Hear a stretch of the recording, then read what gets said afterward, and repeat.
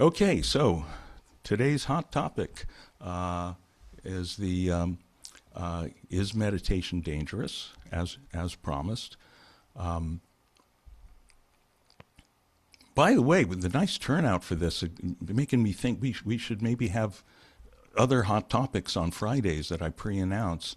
If people think of you know topics like that they like to see as an extended discussion, let me know. Drop me an email. So, how many of you got a chance to actually read the article that we linked to? Okay, okay, good. Several people. Um, um, so let me hear from you. I always like the discussion to come from other people. What struck you? What sounded to you like a possible concern? What sounded to you like maybe it had the ring of truth, or maybe it sounded like the author was missing the mark? What do you got? Yes, Dr. Rachel, who started this whole mess. Yeah, I just think that if it's the first time you've sat and let your thoughts or whatever's going on happen, that can be terrifying. And Mm-hmm. that in itself might exacerbate any underlying mental illness. Mm-hmm. For instance, this is something that I was thinking about when we were talking a little while ago Mm-hmm. about when you used to free write with your students. Yeah. And also when Lean was talking about painting and then getting stuck. Mm-hmm. That stuckness we can now measure physiologically, like when a body goes into stuckness. So when you're unstuck, meaning that everything is nervous system wise flowing freely, Mm-hmm. and you've never done that before, that Mm-hmm. that that could be very scary. Mm-hmm. Lots of them can go through your head.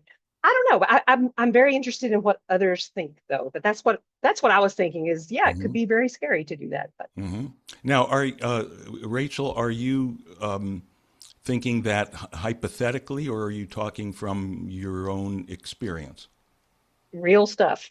Uh-huh. I read a couple of papers on emotion suppression in people who are discriminated against, and they have a specific physiological profile when they're suppressing emotions, when Mm-hmm. they're not feeling the way they're supposed to feel so they can get through the day. Mm-hmm. It was measured in sexual minorities and African American people, and it they Mm-hmm. found this particular physiological profile. Now I'm looking at it in people with eating disorders, and I'm seeing the same thing Mm-hmm. because we measure their physiology while they're answering questions on the phone. So we can see the scores on the phone with their physiology. And we have specific emotion suppression questions. And this profile is coming up, and it's like, whoa, this is crazy. So Mm-hmm. when you don't do that, and you're sitting and you're being real with your body and with what's going on in your mind, that's letting go of the emotion suppression stuff. It's a good thing, but it Mm-hmm. could be a very scary thing if it's something that you walk around with all the time because it's a very different way of your nervous system to be. Mm-hmm. But I really want to learn. I'm learning some about it, but the more I can learn, the better. And often from comments in this Sangha, I get ideas. So Mm-hmm. I love to learn from everyone here. Good, good, good. Yeah, There, yeah. Go. hello, can Yeah, you hear me? yeah, Sonia. Mm-hmm. There was a study where they did this thing where they played a fake game of ball with somebody, and they monitored through a functional MRI, and this person thought they were playing ball with other people, but they were actually just playing with a computer program, and it would start to exclude them, and they would experience actual indicators of physical pain within the singular cortex. Is that the type of thing that you're talking about? Yes, yes. The anterior cingulate cortex and the insula is where emotion suppression, interoception, like how you feel in your body, it's all right there. So whatever it directs in your nervous system, they go back and forth talking to each other. So yes, very interesting. I would love to read more about that. I'll look for it. Thank you. And, and they discovered that Tylenol actually mitigates that painful psychological response, believe it or not. but I don't take Very Tylenol. interesting. Interesting. Interesting. Okay. I guess it affects the anterior singular cortex. Mm-hmm. Wow. Take note, Dr. Torres. Okay, good. So let's get, Lean and then Tejas. Yeah, I think Tejas was first, but maybe it doesn't matter. Yeah, just must say I haven't really read the article, but I find it an interesting topic, and I don't really have like an answer or anything, but I would just like to share what came up around this for me. Mm-hmm. Uh, I have really wondered about that myself, and like one thing is that I have a friend who has been meditating for a long time, and she became a mindfulness teacher, so more the Western-based mindfulness.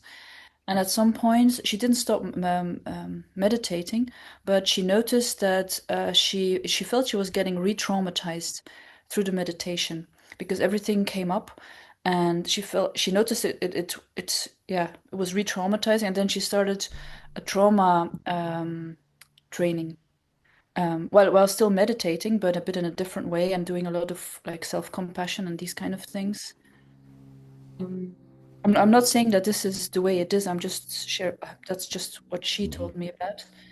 And then from my own experience, when I started meditating about like 10 years ago or a bit more, in fact, I felt very depressed and I was quite suicidal. And so I think most people would have disadvised me from meditating. But um, Let me just clarify. Was the yeah, depression and suicidality started after you began meditating? no. I felt that before, and I was doing therapy, but it wasn't so helpful. Right. And I started meditating, and I loved it like so much from the beginning. It felt like coming home when I started it. And then I started doing retreats very quickly. And in fact, I lied on these reports, which I shouldn't have done, but they said, "Do you have any mental condition?" And I just thought, if I fill this in, they're not going to allow me, and I have to do this retreat. And I'm just saying this now because all went well. Uh-huh. But and yeah, for some years I lied about that because it gave me so, and it helped me a lot, the meditation with the depression and all of that. So in fact, it's two contradictory experiences with um, meditation and trauma or. Mm-hmm. So I Mm-hmm. don't know, but I just find it an interesting topic, and I also work as a therapist, and I use meditation a lot in my practice as a therapist. Not so much directly meditation, but more like as a kind of basis to look at things or to process emotions or go to the body or yeah. So that's Mm-hmm. just my experience. Mm-hmm. And you find that overall the introducing that meditative component into your therapy practice has been good for your clients. Very good. Yeah. Yeah. Very, Yeah. very strongly because it just like if I go with people towards trying to process emotions or look at certain things, and if they come from the mind and from everything they think they know, Mm-hmm. it's all very closed, and there's not much space for anything to look at or to appear. And Mm-hmm. when I sometimes I just in a very simple way, I often don't even mention the name meditation or awareness or anything, but I just try to bring them to a place where there's more space, more beingness.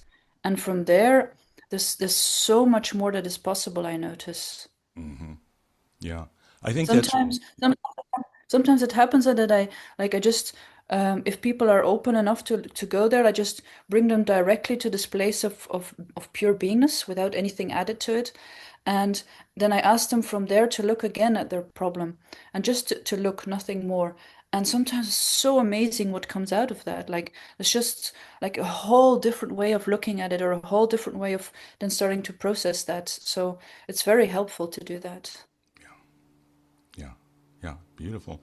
Now the article and or I also read some of the studies that they linked to, and they use this term MAEs or MRAEs, meditation-related adverse effects. Do you feel you've seen that in any of your clients over the years?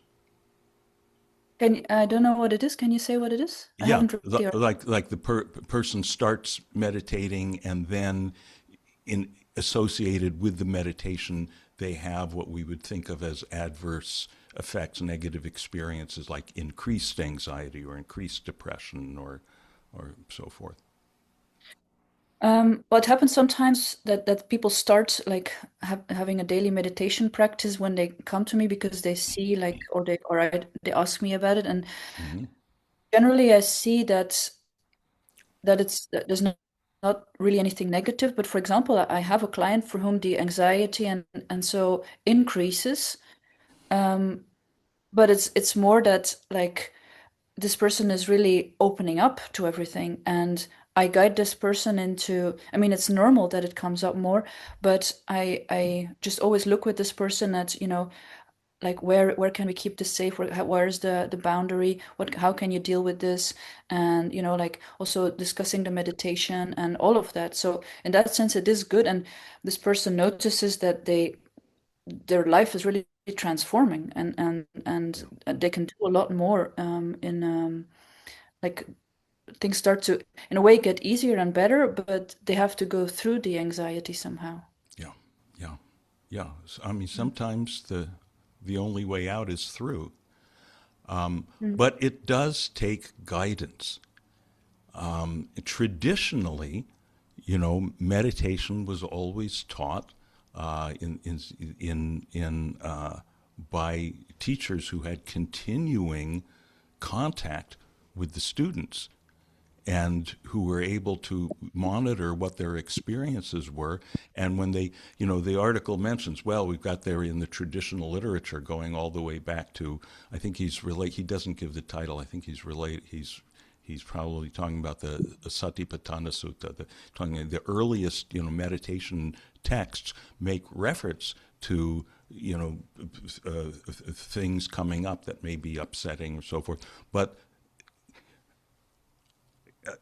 that's not seen as a reason to not meditate. That's seen as a reason to have adequate expert guidance available. In a sense, what we're doing now is as far as I know, an unprecedented experiment on a mass scale, which is having meditation available. Anyone can, go on YouTube or something and find meditations, mine or, those from, hundreds of other teachers, and sit there on their own, or, buy the books or whatever it is. And they can be, out there without supervision.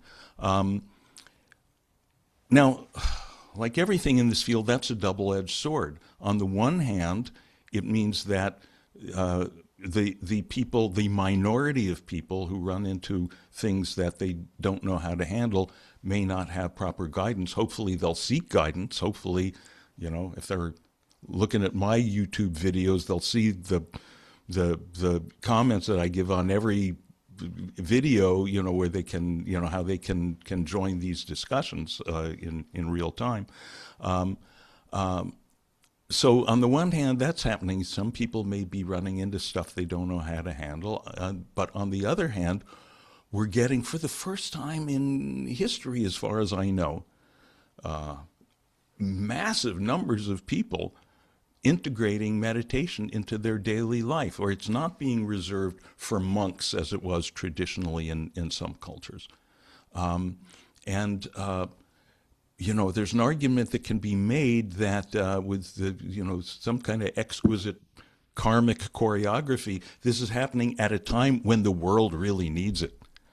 As you may have noticed, things are crazy out there, and we're in dire need of as much coherence and peace as we can get. But along with that comes the fact that some people may run into stuff. At the same time, the articles like this are sometimes not careful. I've noticed a couple of places where the writer gets sloppy. At one point, he says,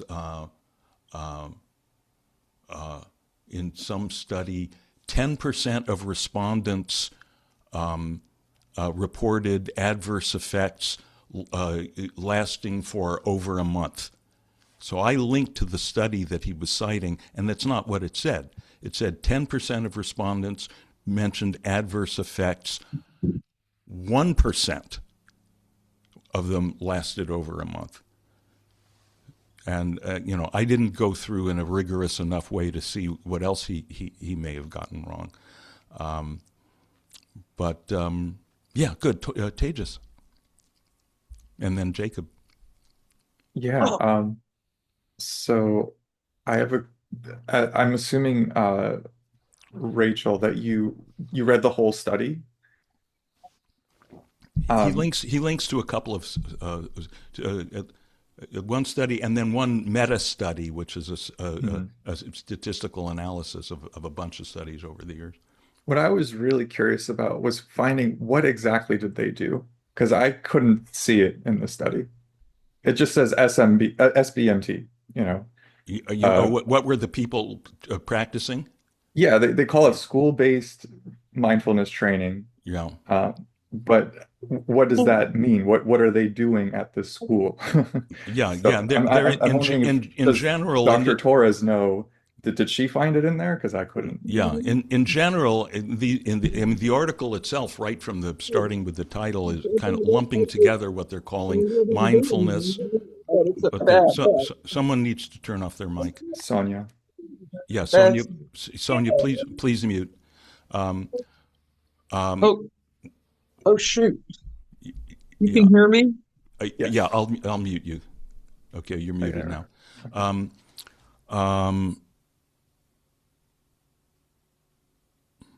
Yeah, the lumping together of right from the beginning, they say meditation and mindfulness, and right there's an inexactitude of terminology, because anytime the word mindfulness is used in at least two different ways. One is as a referring specifically to what basically Vipassana practice, which then the article describes slightly imprecisely as, we're paying attention to in this moment, what am I seeing, what am I hearing, what am I... That's not what we're doing here. And I have reasons that I think there's a tendency for people who practice that, then you wind up with a bunch of, okay, I'm seeing this, I'm hearing this, that's too limited. You're still stuck with the experiences and not relaxing back into the experiencer. And I've checked this with Charles, and Charles is good friends with Joseph Goldstein, who's one of the foremost proponents of Vipassana, and Charles thinks that also thinks Joseph is missing the boat on some of this stuff. Just as a quick side note about Vipassana, I had a totally different experience with it, thanks to our meditation here. So if you'd like to chat about it. Yeah. Well, good. Once again, once you've got this background, once your nervous system has learned how to, Lean said it, how to come home, right? Once your nervous system has learned how to come home, it's going to do that at any opportunity. And then it's going to experience, okay, coming home while I'm singing gospel songs to Jesus, coming home while I'm practicing Vipassana, right? And so it's hard to separate them out, which from a scientific point of view is maybe a problem. From a life point of view, hey, it's great.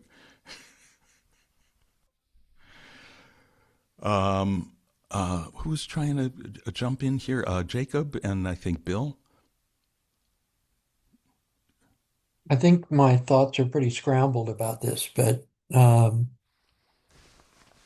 my first thought, I'll just say three things real brief. My first thought is that anything in life that's powerful is going to have two facets. It's going to have negative side and positive sides. Mm-hmm. You know, love, sex. I mean, Mm-hmm. the second thing I thought was, if I look at my own experience, um, in the time where I've been finally establishing more of a meditation practice with you, Mm-hmm. um, I've had all sorts of wonderful arisings in my life. I've had many moments of joy. I've also had um, I've also had other things, you know, that were much more troublesome. So running concurrent with it. So it was a little hard for me reading that article, and maybe I'm missing it, but it was a little hard for me to read how they factored, like what were the other variables in in the people in the study's experience. You know, if you study people for a certain period of time, some people are going to have depression. I guess that was hard for me to see the causality of it, the meditation causing those negative symptoms. Yeah. But maybe there's more to it. That's why I Yeah. said I'm kind of scrambled about it. I mean, I've seen, for example, people who come on retreats, and Lean, this kind of relates back to the story you were telling. People who come, and clearly they're coming from a background of a lot of mental, emotional instability. Um, and a lot of them, it's gone untreated or insufficiently treated. Some people need psychotherapy. Clearly, some people need medication, and I've seen people who think, well, I'll just meditate my way through it. Meditation is the panacea, and it's not the case. I was on one retreat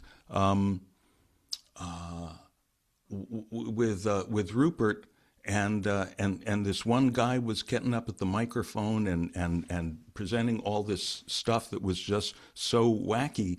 And Rupert said to him, "So and so, I." You need to stop coming on retreat. I've told you this. No more retreat for you for now. You need to get psychotherapeutic treatment. Right? But for the general thing, you know, I've talked about this kind of general unprecedented experiment that we're doing now with massive numbers of people practicing meditation. Well, two things that occur to me here. One is, just as you know, people have been saying here, we don't know what everyone's been practicing. Some people are practicing intense concentration, trying to make their thoughts stop, trying to suppress their emotions, trying to suppress that stuff. That stuff could make anybody crazy. I tried, you know, I tried to do that. You know, my ill-fated, you know, I started off my ill-fated career as a Zen student. For me, lasted about 3 days, trying to control everything and sit rigidly. And you know, some people get great results from that, but for me, I could see, oh no, this is going to be crazy making for me. The other thing is, in this mass experiment of thousands of people throughout the world doing meditation, and hopefully, eventually, they find really effective ways to practice, which, again, partly this is my bias, but, well, it's my experience. My observation that what works best is this natural, non-effortful approach. So in this mass experiment, what's the control group? The control group is the great masses of people who don't meditate. And I've got to say, just speaking observationally, speaking anecdotally, I think not meditating is really dangerous. You know? Yeah. Okay. Bill, you wanted to jump in? You're muted. What I was going to say, you covered just in the last discussion you were having. I went to a number of advanced courses for transcendental meditation teachers. I've been meditating forever, it seems like. There were people who were slightly off, who who showed signs of instability. Mm-hmm. And extensive meditation that we were doing in retreats didn't seem to help their instability. They were still unstable. Yeah. Meditation over a long period of time brings up issues. It brings up things that you've held inside, that you've repressed. It brings out all of that into your awareness, or it allows you to see what's in the insides. So one of the studies that I noticed that this guy referenced was with a bunch of kids. Yeah. And you know yourself, Maharishi had a particular walking technique for children. Yeah. Children shouldn't necessarily be sitting down or focusing, and their nervous systems are different. Yeah. So to base a study on what he called mindfulness, where you're focusing or concentrating on something, that's not necessarily a valid study of what an effortless form of meditation would bring about in someone's system. So that's all I wanted to. I don't. The whole thing didn't seem to make a whole lot of sense to me. Yeah, yeah. You know, in the traditional ways of teaching and practicing, not only were children not trained to do silent sitting, but silent sitting was considered an advanced technique. Yeah. You know, if you I know the Tibetan tradition, which I'm maybe most familiar with, doing the approach that we're doing here, which in the Tibetan realm is called Dzogchen or Mahamudra, Ati Yoga. You didn't get to that. You didn't get to silent sitting at all for years. You did years of preliminary practices of prayers and chanting and prostrations to soften things up, and I think get a chance to bring out some of that maybe suppressed traumatic content in the process of bowing down to Buddha or Guru Rinpoche 10,000 times, and one other thing I want to mention before I forget, and I think it's a big important issue in this whole discussion, which comes up in that article, is that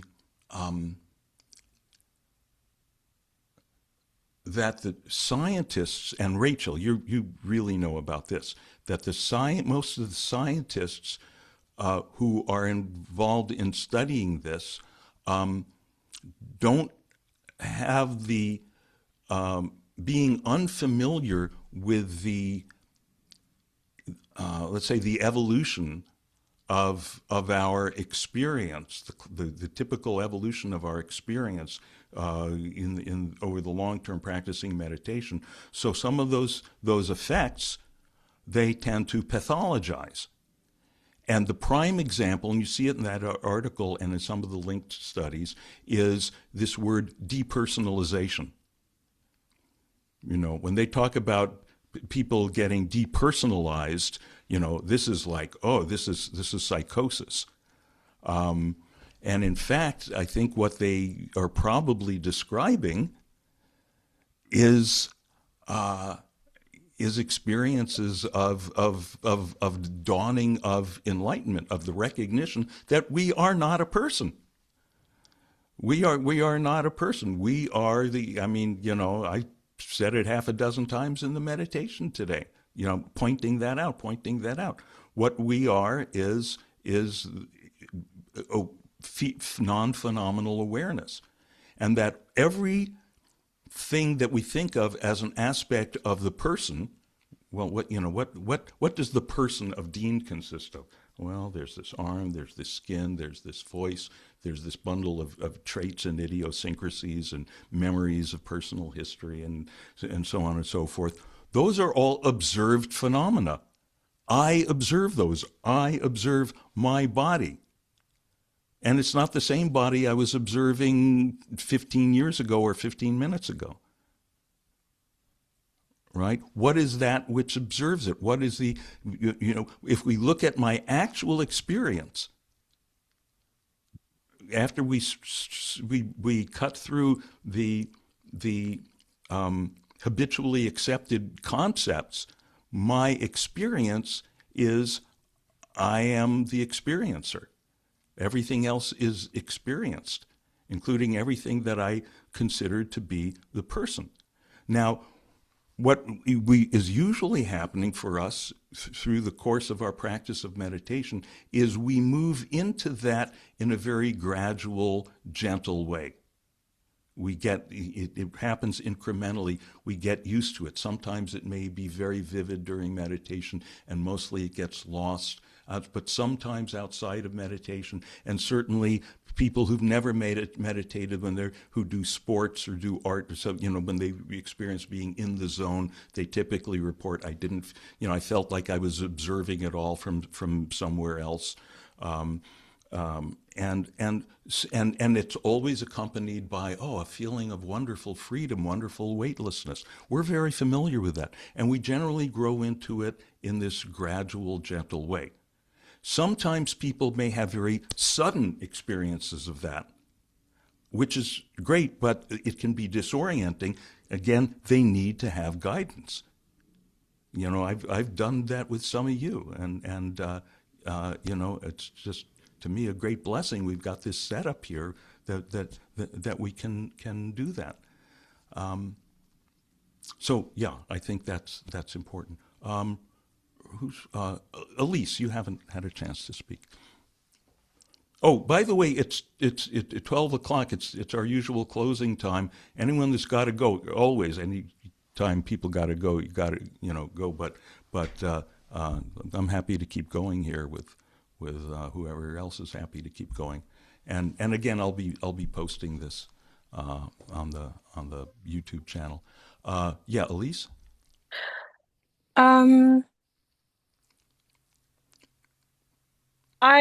Sorry, I'm trying to remember what I was thinking about. I feel like, so two things, because I haven't read the article. Sorry about that. Mm-hmm. But based on the conversation going now, it feels like when we're talking about like the dangers of meditation, and like, it feels like in this group we've talked about how people, and maybe I've misunderstood, but the interpretation seems to be that people are like frightened by that new experience of connecting into awareness. Mm-hmm. And I'm surprised to hear you guys say that, because for me that's so not my experience personally, and also maybe not what I have met when I teach my yoga students. It's not that they're unsettled by the deep awareness connection. It's more because, like, for example, Lean said that when she meditated, it felt like coming home. And I was like, wow, that's amazing. And like, I'm happy people have that experience. But for me, I didn't feel any of that, anything close to that for the first years of doing yoga and meditation. For me, it just felt like it was like entering a conference room with all my anxiety and all my fears, and they're all talking to me all at once, Mm-hmm.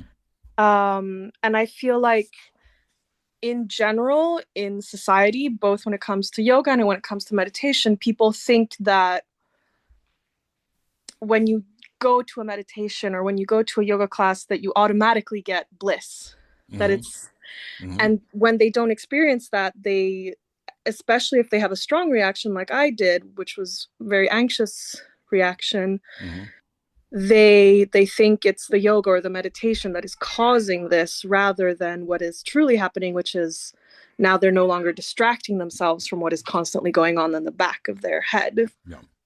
A lot of people live with the TVs going in every room all the time.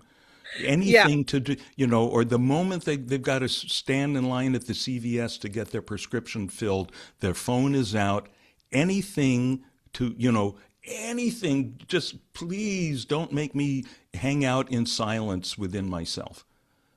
My brother, he's Gen Z, he calls it raw dogging life when he doesn't have a podcast or TV or music. Right. Yeah. And he thinks people are crazy who don't have them on all the time. Right. But what I was going to say was, I think a lot of people, and it seems to be like maybe you're one of those people, but maybe I'm wrong, who maybe quite quickly got into the more peaceful sensations in their meditation, then go on to become teachers. And that is, of course, natural because you want to share this beautiful thing you experience. But I also think sometimes, like, I think for me, who had such a hard time with it, it can also be a strength, actually, because like both the natural student and the unnatural student has something to teach. But I think a lot of the people who maybe talk about meditation and that become big in meditation are the natural students. And they share this like, oh, I sat down and it felt like coming home. That is such a good point. I've noticed this in my years as a school teacher. It's not just meditation. In general, any topic, for me, literature and writing, and for other people, math or science, whatever it was, usually the teachers are people for whom who excelled in it. So it came easy to them. It was natural. And it's like, they say if you're going to study the violin, the worst person to study with is the person who was a virtuoso at a child prodigy, because they didn't have to go through the struggle. And in my case, yeah, I mean, I've written about this. I was having spontaneous samadhi experiences in my childhood. And then, I was, hit my teen years it was California. It was the mid 60s. And so there was a lot of psychedelics around. So for me, when I experienced that, and, there you go. You eat this pill and 40 minutes later, full depersonalization. And so for some people that was scary. For me, it was, home again. Hallelujah. So that's been a challenge. That was a challenge for me teaching English. And I taught for a few years. And one day it's like I saw it. Oh, it's like, okay, the material is here. I'm over here seeing it from here, from a place where it all seems very obvious and easy. My students are over here in this, and what I have to do is come over around, see it the way they're seeing it. And that was very helpful to me. That's when I finally started to become a pretty good English teacher. And I try to deliberately do the same thing with this teaching.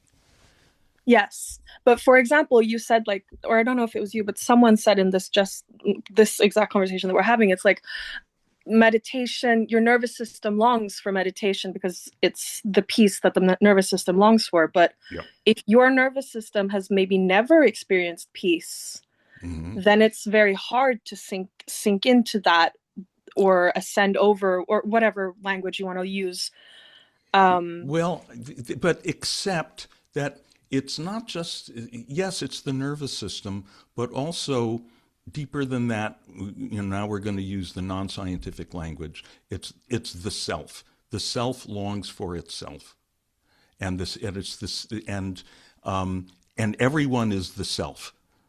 I think at the deepest level of our being, this stuff resonates for everyone. Now, I seem to recall that before you came, and correct me if I'm wrong, that before you came to this group, the meditation you were doing was mostly more concentrative, effortful style of meditation. Yes. So that also, would be a reason why it was more of a struggle to settle down. Yes, that's true. But I'm very different than what I was like 10 years ago when I started. And when I started, I don't think even if I would have come to this group 10 years ago, I don't think personally I would have been one of those, because you said in my experience, people resonate with this natural style of meditation. And I think that's true, but I also think people self-select to not come back as well if it doesn't resonate with them. Yeah, could be. And I think I would have been one of those people who maybe would have tried it once and then been like, this isn't for me, you know? Yep. And that doesn't say anything about the naturalist meditation. It says something about where I was at that point in my life. But like you said, I think my old teacher Maharishi used, who was founder of Transcendental Meditation, used to say, TM is for everybody. He said over and over, TM is for everybody. And one day, one teacher who I was really kind of respected his intelligence, he said, TM is for everybody, but not everybody is for TM. If you can hear that. Yeah. Just not everyone is gonna sit down, and our idea, or they're not going to sit down this week however their style of functioning is, however their life is going this week, maybe next week, maybe next year. I always like to keep that possibility open. I think everyone comes home sooner or later. Yeah, no, I agree. I think for some people, and I do think it has to do with how much experience you have and how much stability, as you guys were saying before. I think the more stable you are, the more open you'll be to this. And I think some people, like you were talking about the Tibetan preparation, I think that is necessary for quite a lot of people, just because and I think we do people a disservice when we say like you can just sit down and sink into it, because I that's not my personal experience. And I think the lucky ones can come home very quickly, and the unlucky ones need to take a longer walk. Yeah. But, I have to say that, again, this is anecdotal. Anecdotal is the word used for anything real that happens to actual people in the actual world. My anecdotal experience of, 50 years of teaching is apparently I got a lot of lucky students. Okay, Tejas? Or let's get Kalik. I'll jump in real quick. Okay. It's on the study, and I'm just adding some clarifying information. I wanted to acknowledge that this study, the main study that was in that article, was done by Oxford, researchers that have an investment in mindfulness. They at the end, they acknowledge that they gain royalties from some Oxford Mindfulness, Institute, Oxford Mindfulness Center. So these, I think it's good to know that these people want mindfulness to work. They want, this to be a positive thing for all people, and in this case, school children. And in skimming through this study a bit more, they do acknowledge everything we've talked about here. That some people might have repressed difficult emotions that come up, that kids are maybe too young to even understand this at the time. They're talking kids as young as 11 in the study. I did find one bit about what they actually did as far as the mindfulness training, but it's very short. They don't really explain what they did. They call it bespoke. Short, it seems that they did short lessons and then a short exercise after, and that's kind of all they mention about exactly their methodology. And the last thing I want to mention is they saw a positive improvement in teacher burnout and the respectfulness of the school environment. And the teacher burnout didn't last as long as the respectfulness, but the respectfulness really stuck around according to the study. So maybe some kids didn't have a there wasn't a clear, definitive answer. This is great for all kids, and we should be doing this in the study. But nonetheless, the environment improved, at least for the teachers. Right. Cool. So I wanted to mention all those things. Good. Yeah. Thank you. Most of the TM studies were done by people who were emotionally invested in TM working. The pioneering work was done by Keith Wallace at UCLA. Keith was a TM teacher. He was a friend of mine. He was later Maharishi made him the president of Maharishi International University. He was a believer and still is, as a matter of fact. Although later he teamed up with Herbert Benson from Harvard, who never learned TM, who was not so invested, and they wound up eventually going their separate ways. But before they did, they published these studies in Science, the journal Science, and Scientific American, and which included these charts, some of which became standard for us TM teachers to use in our teaching in the 70s. The main one, the one I used in every public lecture I gave, was one comparing the change in oxygen consumption during TM versus sleep. And oxygen consumption is an indication of metabolic activity, which in turn is an indication of generally the whole system being more active versus being at rest. And what this chart showed was two lines, one showing sleep over a period of 8 hours of sleep, reaching the deepest point at about 6 hours into sleep, typically dipping about 8%, and then coming back up again. The line showing TM showed within a couple of minutes, starting at the same point, dropping steeply 16%, and then remaining that low throughout the rest. So this was so effective. I got hundreds of people starting TM just impressed as hell by this chart showing the rest you get is twice as deep as what you get in a full night's sleep in a couple of minutes. Right? Very impressive. Eventually, it came out that what that chart was comparing was the percentage drop from what the level of oxygen consumption was at the beginning, but the level was not the same at the beginning. Because when you're lying down, immediately your oxygen consumption is less. When you're sitting, anticipating starting meditation, it's higher.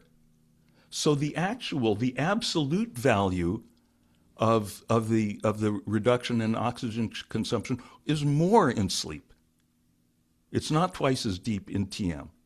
So eventually, as this became clear, I don't think Keith and Herbert were deliberately trying to mislead people, but it was misleading the way we were using it. So eventually, when this became clear after some years, the TM organization told us to stop.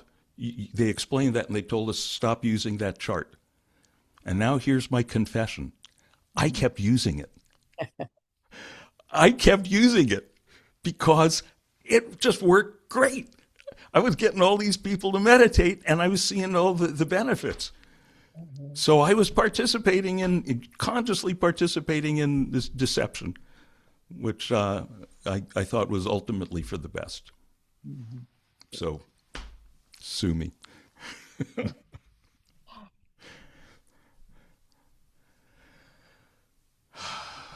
Good. I think we should probably wind this down pretty soon. Yeah, Kala? Oh, I thanks, Rachel, for bringing this up. And I think pretty much everyone's talked about things that my response to. But one other tidbit I might add is